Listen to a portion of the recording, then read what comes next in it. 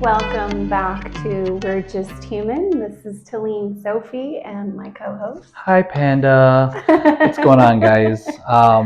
So we're just touching back base with what we left off with last time, right? Which was the dating apps, and you wanted me to get out and date more than one person. Well, that's okay. So what I was saying is not date more than one person, but go out on dates. Okay. So I think maybe people do dating more than one person, because if you're not if someone doesn't ask you to be like officially in a committed relationship, okay, then I think you could date.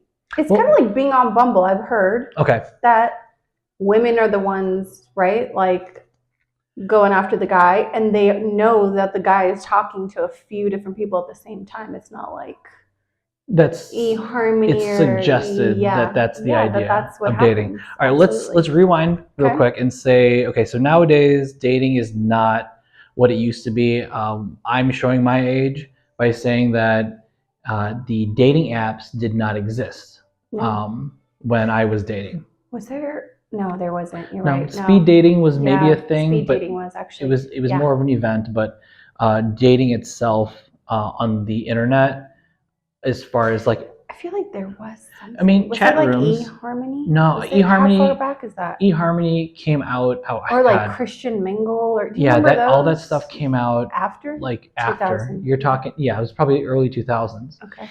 So if you're looking at things in perspective, nowadays you have a gambit of choices as far as dating goes. It's insane.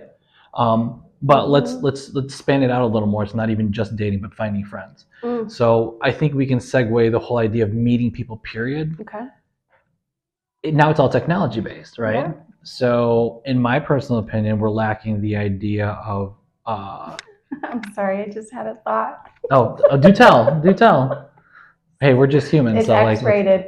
Okay, never mind. No, but I mean, it was. She'll tell me later. It was like, no, it's funny because people used to order like mail order brides and like blow up dolls, and and so you don't know what you're getting as far as like the technology is so advanced. Like, are you talking to a robot or is it really human? Okay, that's like where as far as like dating online, because everything, you don't know if you're really actually talking to the person. So let's get the big thing. The picture is actually the person you're gonna meet up with. It's so Photoshopped. I'm gonna go through this really quickly. So what she's talking about is, and I'm sure a lot of you may have experienced this, men and women, scams.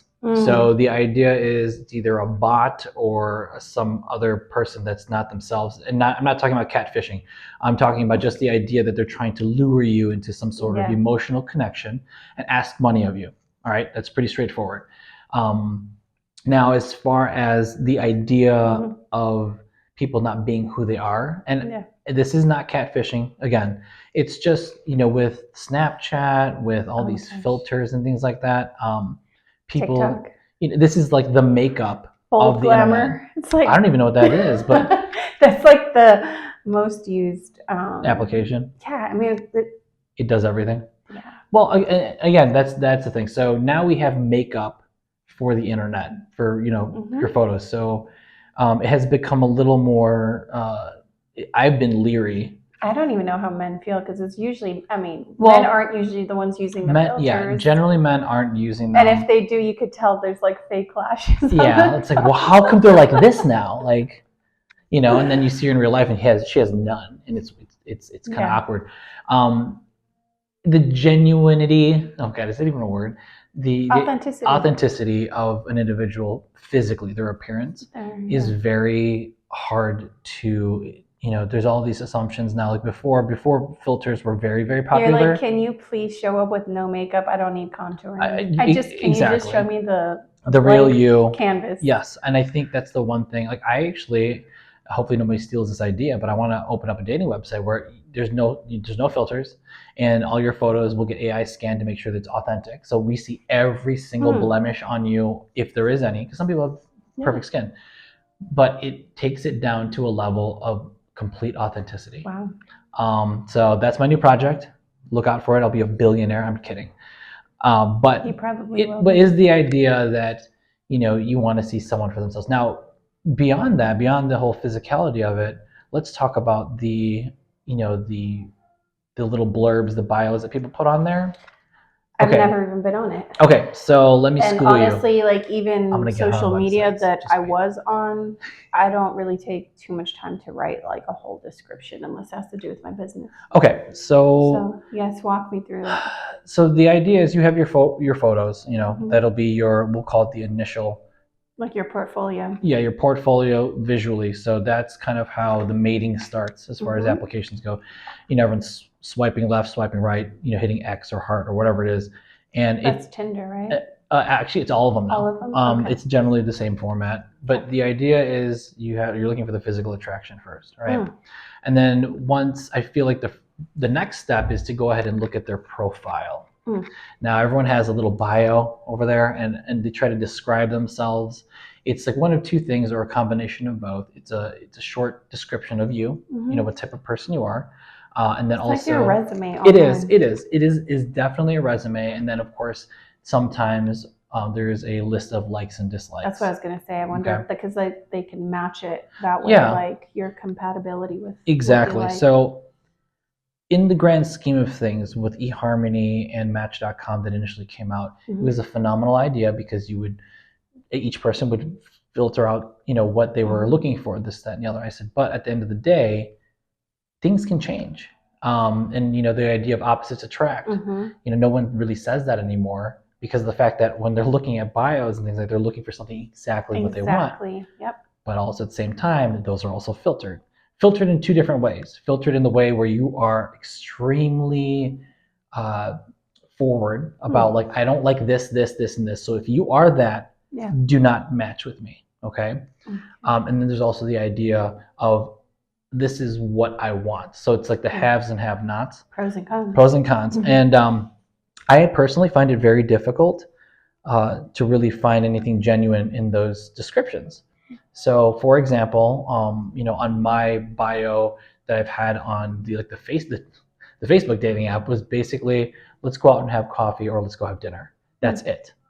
And it was one of those things where it was supposed to be almost like a sales pitch just to catch you and say, hey, the hook. So as far as presenting myself goes, I'll be honest, for me, it was like taking the most ridiculous pictures possible. So you can kind of feel my personality in those pictures, as opposed to like me posing and like, what is it when the women take the camera and they like do the whole like whatever. So I tried it. No. I look weird. I look terrible. I can't imagine because you have such a big personality that that would make sense to like not be like outing in the picture. I know. But on the other side, so with women, they have their own way of presenting themselves, whether it be filters, camera angles, whatever it is, or just nights out. And then men honestly do the same thing. I think a lot of men's photos end up being dudes at the gym. Just look at my physique. Look at what I'm offering you. So the mating situation with dating apps is very interesting. Now, in all reality, there's ways that it could have worked really well. But at the same token, because of the fact that we're human and sometimes our intentions may not be exactly what they are, we will manipulate, our profile to kind of match whatever it is. So at one point, I was literally clicking on women that I had really nothing in common with. It was almost like a psychology, project. And I'll be honest, 9 times out of 10, I would create a very good relationship with that person or at least start dating them. Because of the fact that I would tell them straight out, thank you for giving me an opportunity to be me. Yeah. And I appreciate you coming completely raw to this meeting, if you will. Not a lot of people can appreciate that. I can. No, I feel be transparent. Just say it. I think, and also the idea too is not, it's hard to be very upfront about it because everyone gets uncomfortable. Yeah. So, I'm not saying it's a trick, but you have to kind of ease into the conversation. You kind of have to get to know them. You have that though. Not a lot of people do. Some people it's like hard lines. You're like, it is. Wow, So, okay. Can we just, it's like a DJ. Suggestion. You gotta, you blend the. You gotta mix everything together. Yeah. So suggestion to all you folks out there, take it or leave it. When meeting a new person, regardless if it's dating, business, or even just, building a friendship, the idea is to tell stories to each other, right? That's how you get to know a person by their past or their present, like what they're currently doing. Asking people direct is still a good thing. I think that's when you've maybe gone out a few times and you get to know each other. Yeah. You build that that comfort level. And you can use the right tone with the person. You're going to get to know them better. But definitely, I think I've learned more about people with the stories they've told me than anything else. Mm-hmm. And then it turns into a longevity of a relationship, friendship. Can you get your degree in psychology? No, I'm done with school. School is for fools. No, I'm just kidding. It's not. I'm saying that because totally off subject. I was watching a video this morning and it was this lady and she was like, the guy calls or messages like, hey, can I talk to you? She sends this recording of like, please swipe your card or tap to pay the service. That's awesome. I should do that. So every time my friends call, I should say, this is the fee. I'll first say, this is being recorded. Yes, that's what she said. This call is being recorded. Yep. Please insert your card or tap. For the first 20 minutes of advice, it's $25. To continue this call, it's an additional $5 a minute. She was saying something like that, and I was like, oh my gosh, but it's so true. Like, how, like, we work, totally off subject. Yeah. I'm going like way left field. We work and then we, get paid for it. But like we are constantly spending hours on end talking to random people, helping to whatever. Exactly. And we don't get paid for it at all. So we do get paid for it, though. I'm talking about like in relationships. Like people want so much of your time. Like if you're dating with certain different people and like one's like super clingy and needy and you're like, we're not even really an item yet, but you want so much of my time. No, and I get that. And so she was doing that thing with the call, like, hey, if you'd like to, please tap or insert. I understand that. Prospectively, I understand that. Yeah. I think, to be giving information out, and this goes into business too, because, as some people might know, I'm an entrepreneur, and it's one of those things where people ask the question, how come you're giving advice for free? Right? Yeah, that happens with business. Yeah, for sure. Now, here's my thought process on that, and it just goes into dating as well. If you are expecting anything back for all the knowledge and things that you know, then there's really no actual worth to it. You're asking for something that doesn't exist. Okay. Now, what the payoff is by giving the information away for free. It's not even for free. It's not for free. You're just sharing knowledge. Exactly. The idea about it is that person gets better at what they do. Mm-hmm. That is what we call priceless.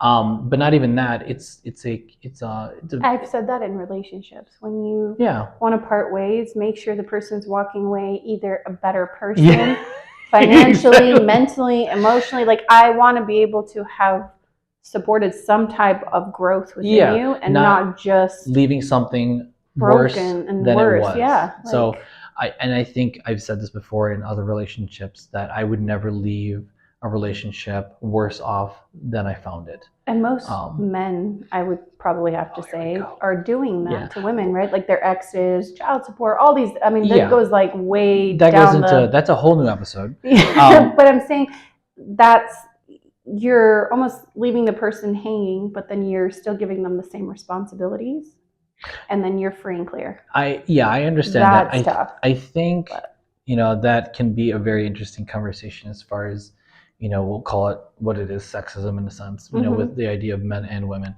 I know times are changing for both women immensely and also men. So but yeah, we'll get into that. That's another subject. Time. But I was just saying, leave something better than you left. Yes. When you started, I think that's just a good rule of thumb for anything. Period. Friends, relationships, whatever. Whatever it is. Don't burn the bridges. Exactly. That's not always the case. I feel like people need to understand the value that they're receiving, even in a bad situation. So, rolling back into the whole dating process, you have to look at, I always hear this from people, oh my God, I wasted so much time. Oh yeah. And then dating, anger seeing, and or whatever. resentment and Anger, all that. resentment, and it's all emotion driven, right? But if you really break it down to the time you spent with that individual, let's just say regardless of how terrible it was, I guarantee you've learned something about yourself. I hope you have. I always take something away from something, because that is the whole point. That's my responsibility. I got to do my work. I can't expect the person to do it for me. And so hopefully I've come out a better person out of the circumstance than before. And I think that's really sometimes what people forget when they're in the dating scenes. I hear a lot of people have issues with, oh my God, I've been out there in the market dating and doing whatever for like months now or years now, and I have found nothing, and I've wasted my time. And I usually piggyback that a response as in, have you not learned a lot about yourself? The things that you need, the things that you dislike, the things that you didn't realize that you did like, and I think that's the biggest thing. Sometimes they don't, because the focus is literally something completely outside of themselves. So when they're putting so much energy and focus outside, yes, there's no inner reflection. So they're desiring validation all from outside. Like that one person has to fill the entire crevices of what's not full. I think that's the hard part too, because a lot of us don't realize that we are damaged going in to looking for somebody, to a point where we start pointing blame at other things until you're not doing the work. Until we realize that we do need to do some work ourselves in order for us to be out there and be genuine and be literally ourselves for another person to even consider a relationship. It's interesting to think the psychology of that is something that we have to kind of trip and fall upon, as opposed to being told, because we can be told, but we're not going to accept it until we're ready to accept it. Yes. Absolutely. So that is a difficult part, but going back to simplifying, just as far as dating, the chances are you have more chances the more you're out there, right? But there's also that idea, because of the apps, it's almost like we don't have. I think that we're lacking a lot of the human interaction now. The effort. Because we're like, oh, I'm just gonna go on this app for like 3 hours and just swipe right, swipe left, and see if I can message people and just see what happens on there. The other thing on dating apps is that you will go through, as a woman, I mean, you'll get hit. I mean, your inbox is gonna be slammed. So for those of you individuals that actually go through each individual one, or like you just kind of scan it and you start talking to people, I've noticed and I've heard it was the whole idea that you actually don't, like, people will start a conversation and it's almost like it's a sell. You have to sell them on like the first bit of information you put out there. Otherwise they're not hooked, and they're like, well, there's like 90 other people here I can look at. There has to be some sort of catch in the conversation. Now it's hard because you're just typing messages. It's sometimes, if you're able to, leave a voice message if you can, but not a lot of applications will let you do that. They should add that, because I think the success level would be a lot higher. Leaving a voice memo, I think, is really cool. Do you ever do that on text messages? I do that all the time. Because it's great. Convenience, but also too, the other person can hear how I mean it, how I'm saying it. But yeah, that's the one thing with the whole dating thing and applications. Bless you. There we go. Off camera, sneezing. It's like 7, 8. I was cleansing 30. The energy for everybody. Now the germs are gonna be floating this way. Anyway, I did it the other way. I know it's the air is blowing that way. We're fine. I have an amazing immune system. No, but I think dating nowadays is very different, and I think navigating through it's still a challenge. Like you're telling me, this is going to be a fun, not experiment, but you getting out there and checking out what's available and things like that. I've always lived by, like, it's just going to happen when it happens organically. Oh, for sure. I feel it would be. I mean, that's kind of how it's always happened, because I've never been on a dating app. No, that's true. I mean, sometimes you meet people. Okay, let's roll back into the idea of technology. But like, I've made friends on like Facebook in groups. So like groups with common interests. Those are also. I feel like sometimes we take those for granted because we're only looking at it in one perspective. Yeah. But realistically, I've made friends, and I've met people that You have friends? I do on the internet. He has if they're he has local, digital friends. digital friends. I have 5,000 digital friends. Awesome. But it is another way, and I wouldn't say it's all for dating, but I feel like there's a good amount of commonality in those groups where you could build a relationship, a friendship, or more than that, because you guys are in this group. Do you ever meet up with these people that are in the groups? I have, Okay. Especially when you build interest to a point where you're talking offline, and then with interests, it's a little bit more instantaneous because you're like, oh, hey, we're all into football, we're all into hiking, whatever it is, the activity. Then you decide to kind of almost like group meetups, but in other aspects too, you might just grow to be close to somebody that you've met based on something so innocent. Just like it's almost like meeting someone in a coffee shop and be like, how is that coffee? And they would say, oh, it's like this. And then the conversation starts. Exactly. Or, hey, you have Illinois license plates. And I was like, I do. And it's like a bright Tiffany, literally that color. Yeah, it's this color. And I was like, that is like my birthstone, December. So I'm like, that is so cool. It's a topaz? Topaz and amethyst? I believe. No, it's not amethyst. No, turquoise. Turquoise, that's what it is. Someone had asked me at Starbucks, they're like, is that your birthstone? And I said, why would you say that? They're like, because it's like a turquoise. Yeah. I was like, December. They're like, when were you born? And at this point, I forgot what my birthstone was. And I said, oh, my birthday's in December. They're like, oh. I was like, oh my God, I didn't even think about that. Yeah, it's turquoise and I believe blue topaz. Yes, blue topaz. Blue topaz. Maybe I wish it was sapphire. Sapphire, because sapphire is cool. I like sapphire. But well, you can't choose. I will make it my birthstone. You could just change your birthday. So as far as online dating goes, I think, and this is going to be, I mean, I don't know if you're thinking about trying to do online dating at all. I don't know. I don't know. I mean, I think what we should do is just interview men, like physically interview men, and see if we can build compatibility based on just a meeting, based on just a conversation. I think for me, dating. I'm still like deciding younger, older. No. That's what it is. Taller or shorter. You need yourself a short king. Preferences.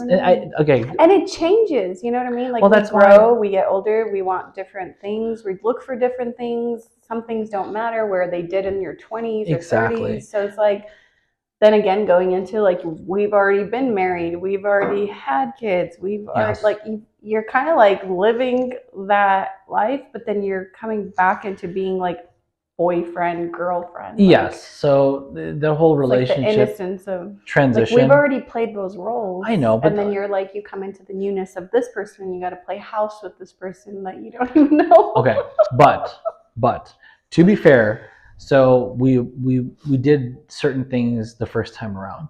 Our variables were different. No kids. Absolutely. You're single. You're working on your career or whatever it is. Your working period. And then you roll into those other roles moving forward, right? Yeah. Now you have a different set of variables. So either you have children or you've been married or both or whatever it is. Yeah. So now it's not. You have different experience. Exactly. Coming into I feel like it's not the same.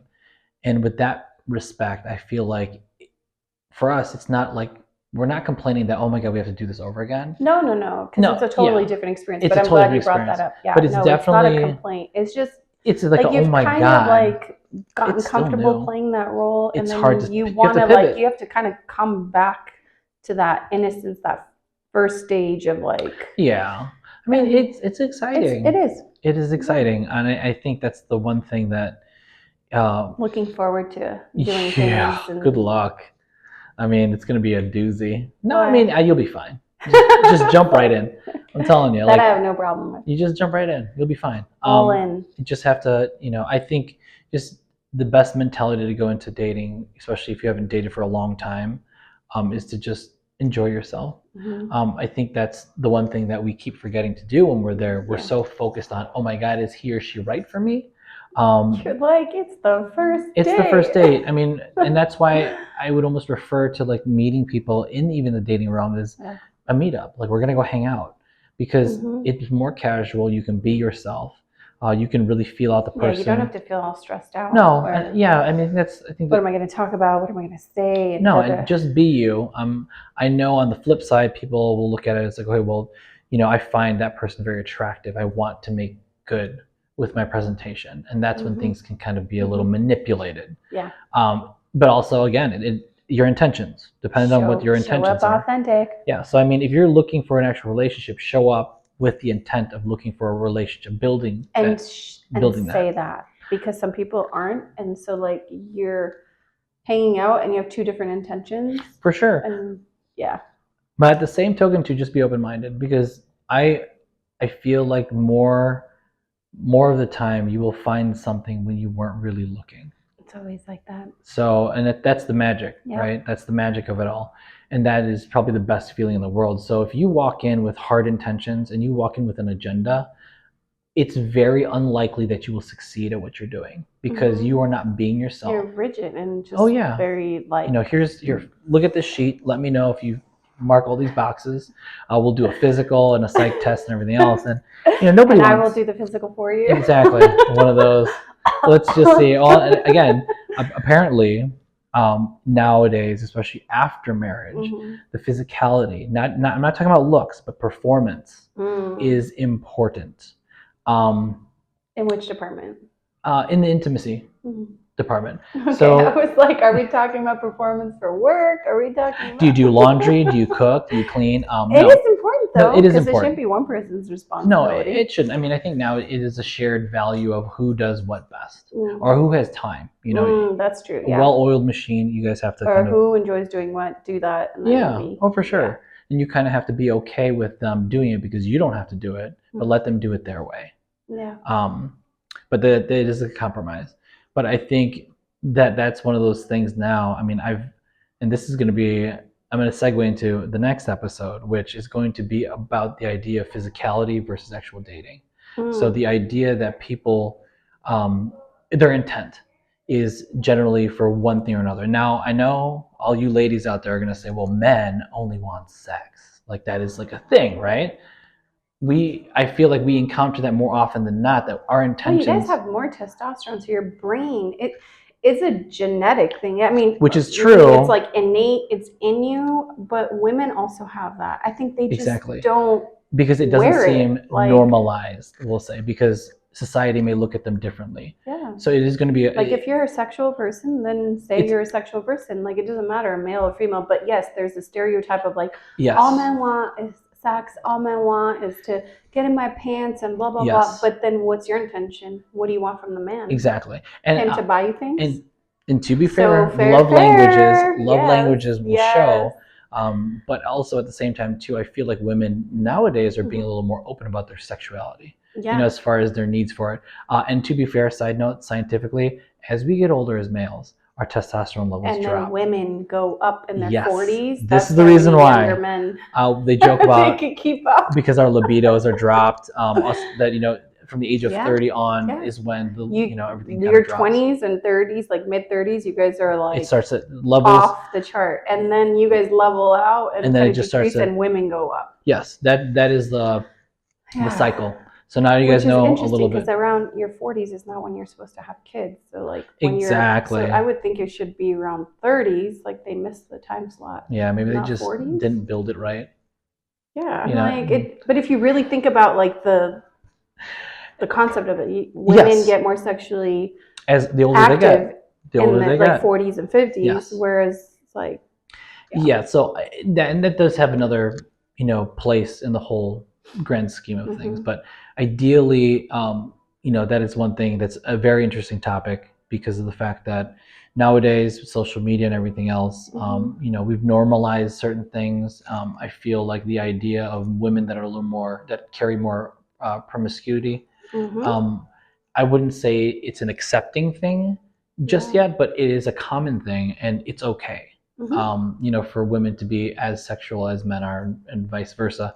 And then on the flip side too, there's men that are really looking for an emotional relationship. They could care less about the physicality, because they want an emotional connection. Exactly. They want to feel like they're actually like important, they're cared, they're loved, they're cherished, they're respected, like all of it. They want that connection. Exactly. And at the end of the day, I feel like a lot of these things we've always wanted. It was never a shift in like, oh, now men are more into this and women are more into that. It has nothing to do with that. I believe, and this is just my theory, that this all came about based on one person actually opening up. Mhm. One man said, you know what, I'm emotionally needy. And all of a sudden, because of the social norms and the stereotypes, it's like, no, that's impossible. I think majority of men are like desiring that. And I don't want to say it where it sounds like they're little boys, but the little boy in you like is craving that same attention Yes. that you got, or hopefully you got when you were younger. Yeah. But they want that more from the person that they love, and they just want to feel important. But they're taught to not show emotions from a very young age. You don't cry, you don't do this, you don't show emotions, you're a man, you're a boy, whatever it is. And then that shifts their mentality of like, it's not okay for me. It's weakness, and to be vulnerable is a woman's thing. It's not a man's thing. And I think that was kind of that was the trend, we'll call it. I don't think that's an absolute. I think it was just the trend at the time because it worked. Let's just say for households. Do you think that men open up more if a woman starts expressing more emotionally, where they feel comfortable, like, hey, you know, how does this make you feel? Will they say it? Are they more apt to say it than doing it on their own? I feel like men nowadays are a little more open to being honest and upfront because women ask for it. Now, here's the dynamic. The reality of the situation is, and I would say, let's just not make this a sexist thing, but you know, when you're in a conversation with somebody, both people have to be okay with the honesty, right? Now, I know it's hard because we are emotional beings, but it's almost like you have to be a little more objective about the conversation to a point where you take it as you take it as a conversation, not an attack. And that's when men feel comfortable opening up, because most times, most women, I would say, are reactive. True. So men already have their guard up, like, oh shit, she said we need to talk. Yeah, it's one of those things. What does that mean? mean? Like, am I gonna get attacked? What did I do wrong? And then, you know, men want to fix it. So they're not even listening to the person because they're already thinking of a solution because you guys are fixers. But I can see where it's been embedded in men that, like, women, we suppress a lot of things. So we let a lot of things slide, and then it either gets on our nerves or we're having a bad day and it's like diarrhea of the mouth. Everything comes out and you're like, how long have you been holding this in? Oh yeah. And to be fair, I feel like men, actually, we are built the same way. We just have a different approach to it. So we might just throw it by the wayside because to us it's not worth fighting for or fighting over. I'm sorry. Yeah. So like the consequence does not make sense to us to deal with. So we hold it in, let it go, we shit it out, and then we move on, right? But nowadays, because of a little bit of resentment, men are now starting to do what women do and hold on to it. And then all of a sudden, when something snaps, you just fire at her. You just give it to her. And she's like, where the hell is this all coming from? And if you're like the Matrix. Yes. If you were able, I make jokes about this all the time, but I mean, very serious. If you were able to record or videotape conversations and play everything back, now I know there's a lot of resentment doing that because you're going to be like, oh, they're going to catch me in a lie, or not even that, or being a hypocrite. Right? But I think it's necessary to see that on yourself. And was it necessary to be so emotionally charged? Exactly. Now, what I would suggest is a good way to segue that type of situation is, of course, let it all out, be mad at each other. That's fine. But literally break off.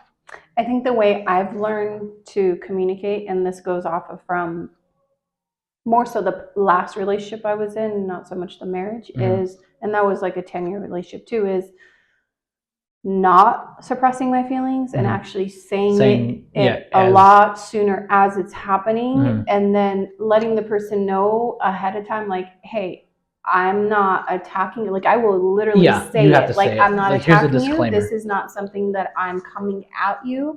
So if I use any words that offend you, just let me know. But this is how I'm feeling, and this is how it's making me feel. So it's not, and they do that in therapy too, where it's like, it's not you, it's I. So you take accountability, and then you see where you two can compromise and come together. But I think for the most part, when you use language like that, then the person can kind of just be at ease and be like, okay, I can hear you. And most people want to be heard and seen. So if you're not heard and seen, you guys are both, like you said, watching each other scream at each other verbally, mentally, and you're really like, no context to it. It's just, that was us. Like, you're just kind of like, what? It really, and that's why I even joke with my kids, in child rearing, it's one of those things where I'm like, if I can videotape you right now or record you and then play it back, and in a parental way, like, we repeat it back to them. Say, this is what you said, and then they'll Do be you like, have? Do your kids go at each other? oh, they do. They Yeah, do. my little ones are They always do. at each other's throat. But I mean, they're young. They're like little. fighting for control. Yeah, So, I found that an old school way of rearing them sometimes when they get at each other it works for my benefit. But I can go to that into a different episode about Yeah. children. But yeah, so dating you should try. I think more than anything, it'll be just you getting comfortable with like going and being in a romantic setting with somebody or potential romantic setting with somebody, and you know, just getting your feet wet. I mean, hop on those applications, those, you know, Tinder, oh Lord, whatever it is, hot ass app, or I don't even know what it is. I don't don't even know. know. What is it? Bumble. There's Plenty of Match. Fish, Match.com. Yeah, there's quite a few now. I mean, and I know there's more and more coming out every day, and they're trying to improve the idea of the experience. Yeah. But at the same token, too, you know, hey, if you meet some guy at a gas station, you know, make sure you give him a and compliment about this car. It definitely is one of those things that like it's weird to think, but there has to be a moment of continuity as far as what is your. I don't have a problem connecting or saying hello or talking. Yeah. Like, I'm a very like introvert, extroverted person. So like I could be a total extrovert, but then I could be an introvert when I'm in my own space with the people that are close to me. But I can definitely go talk to people. And so I'm excited. Moving on. I hope that by the time we do our next episode, that you have stories for us. Oh no! Like stories. Stories. You know. I mean, I do. I'm not gonna lie. I do have people that have shown interest. I've just shut the door. I know. I'm like, nah. I know. Well, I think it's time to revisit. It's time to revisit. Let's all wish Talene good luck in her adventure into adventures of dating. That could be a whole adventures of dating. It could be a whole new series. So I think it'll be fun. I think, you know, diving into it is going to be a good learning personal experience as well. I mean, aside from just the dating, some juicy stories. Yeah, everyone loves stories. I mean, that's what the internet's for stories. But for sure. Until next time, this is We're Just Human, and we'll talk your ears off soon. Yes. See you later. Bye.